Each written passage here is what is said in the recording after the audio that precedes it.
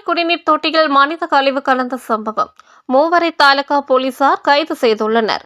திருவாரூர் அருகே காரியாங்குடி அரசு தொடக்க பள்ளியில் வெள்ளிக்கிழமை இரவு புகுந்த மர்ம நபர்கள் அங்கிருந்த குடிநீர் பைப்புகளை உடைத்தெறிந்தனர். சமையல் அறையில் இருந்த பாத்திரங்கள், பொருட்களை சேதப்படுத்தினர். பின்னர் அங்கு நடமாடிய கீரிப்பிள்ளையை பிடித்துக் கொன்று சமைத்து சாப்பிட்டுள்ளனர்.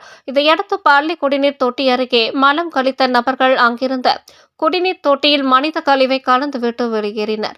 திங்கட்கிழமை காலை பள்ளியை திறந்து பார்த்தபோது இவை தெரிய வந்தது. அந்த பகுதி பெற்றோர்களிடையே அதிர்வலையை ஏற்படுத்திய இச்சம்பவம் குறித்து வழக்கு பதிவு செய்த போலீசார் தனிப்படைகள் அமைத்து குற்றவாளிகளை தேடி வந்தனர்.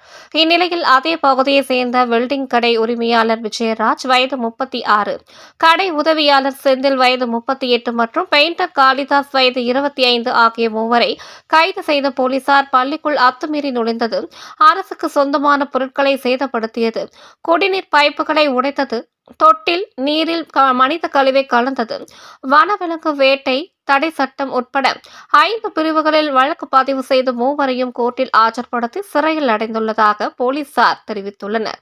இந்நிலையில் வழக்கில் சிறப்பாக செயல்பட்ட inspector Jayanthi, sub inspector Mahendran மற்றும் போலீசாருக்கு எஸ்பி கருண் கரட் பாராட்டு தெரிவித்துள்ளார்.